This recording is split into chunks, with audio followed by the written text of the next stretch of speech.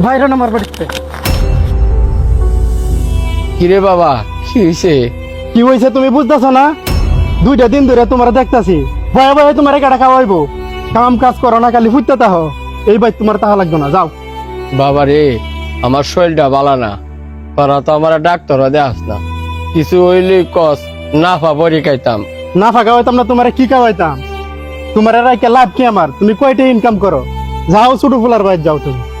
এই ধরো, এটার ভিতরে তোমার কাপড় আছে, লই এই ছোট ফুলার বাইর যাও। যে স্যারে আমি কয় এতটুক বড় করলাম, আর হে স্যারা আমার এখন বাড়তে পাহড়া দে। যাই, আমার শেষ ভরসা আমার ছোট স্যারার বাদ যাই।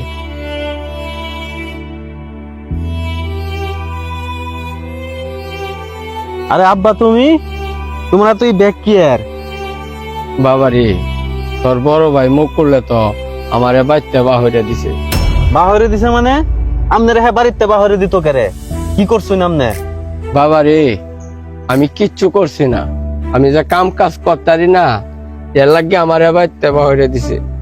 ও, কাম করতার না দেখে বাড়িতে বাহরে দিছে।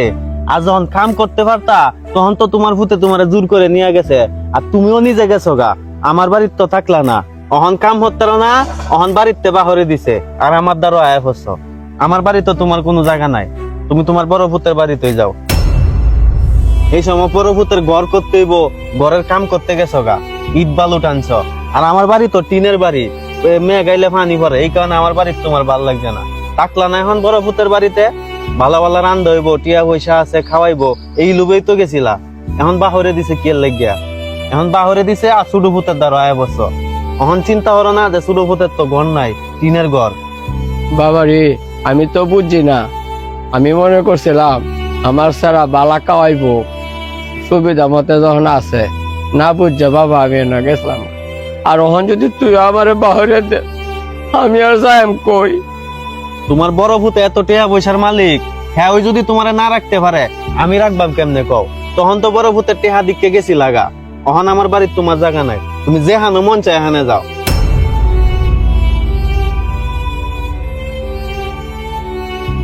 ওর কোনো হানি জায়গা হইলো না, কি ভুল করলাম আমি? মানে আমি কই যাই? আত্মীয় স্বজনের বাদ গেল তো সরো।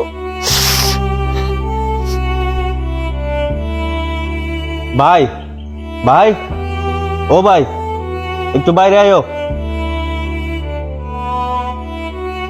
কিরে, কি হয়েছে? কি হয়েছে তুমি বুঝো না? তুমি আব্বারে বাড়িতে বাহরে দিছো কি এর লেগে? বাহিরে দিতাম না কি আত্তাম? আমার শ্বশুর শাশুড়ি আইতাছে, ঘরটার গুছানির দরকার। খালি শুয়ে তাহে, কোনো কাজ কাম করে না। হ্যাঁ, আয়া যদি এই অবস্থা দেহে, তো এরা কি কইব? তোমার শ্বশুর শাশুড়ি আইব দিকে তুমি আব্বারে বাড়িতে বাহরে দিছো না? বাইরে দিতাম না কি আত্তাম? আমি কি বয়ে বয়ে খাওয়াইতাম? আমার বউ ফুলাখানেরও খরচ আছে। তুই লই দা, তোর বাড়িতে গেছে না, তুই নে রাখ। রাহন তো লাগবই। যেই বাপে জন্ম দিছে, এই বাপেরে যদি আমার বাড়িতে না রাখি, তোমার মতো কি শ্বশুর শাশুড়িরে রাখতাম? তাহলে তুমি তোমার শ্বশুর শাশুড়ি নিয়ে।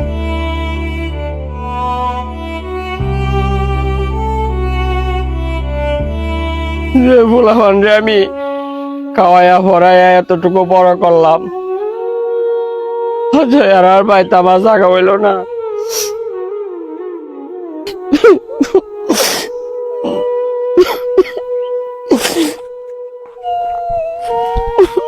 আব্বা,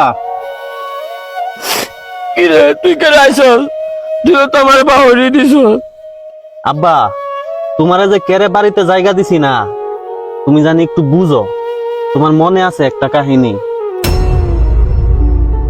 আব্বা, তোমার একটা কথা কইতাম। কি কথা? আব্বা, তুমি তো বড় ভাইরে বিদেশ ফাটাইছো, সৌদি আরব।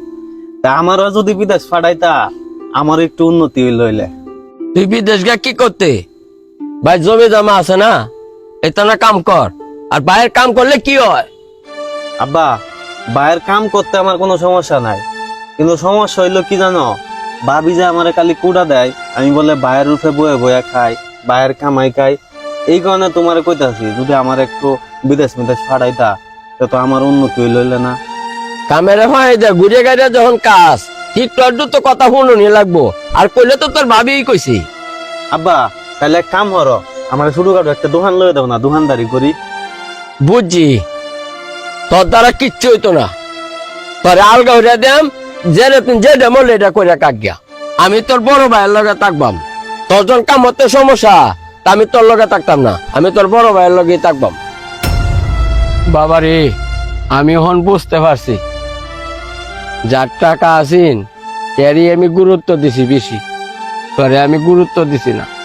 বাবারে, তোরে আমি নিঃস্ব করিয়া আর হ্যাঁ বাসা বানাইলাম, আর হে আজ আমার ফকির বানাই দিছে। বাবা, আমি তোরে ঠকাইছি বাবা, তুই আমারে মাফ করে দে, তুই আমারে মাফ করে দে বাবা, তোরে মাফ করে দে।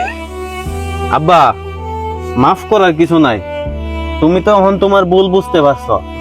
তোমার বড় ফুতের মতো আমারও তো ধন সম্পত্তির দরকার নাই, আমার তুমি থাকলে হইব। আব্বা চলো বাড়িতে যাই।